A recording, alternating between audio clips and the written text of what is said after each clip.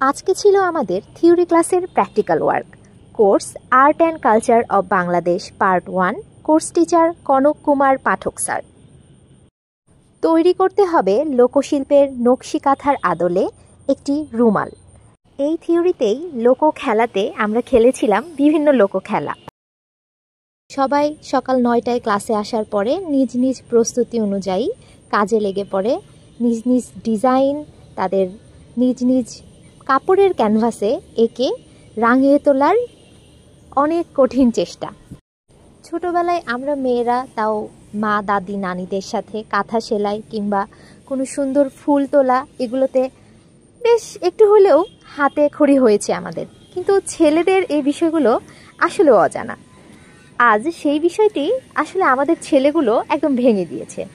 আমাদের কাছে মনে হচ্ছিল তারা যেন অনেক আগে থেকে কাজগুলো পারে। আমরা শুরুতে ভেবেছিলাম ছেলেরা হয়তো এই কাজগুলো সুন্দর করে করতেই পারবে না, পরে দেখা গেল আমাদের কাজের চেয়েও ওদের কাজগুলোই সুন্দর হয়ে গেছে। আমাদের চারুকলায় দেখা যায় অধিকাংশ কোর্সগুলো থাকে প্র্যাকটিক্যাল। থিওরি আসলে আমাদের কমই পড়া হয়, তবে এই কম পড়াটাও যেন আনন্দদায়ক করা যায় তার কোনো ঘাটতি ছিল না যেন কনক স্যারের এই ক্লাসে।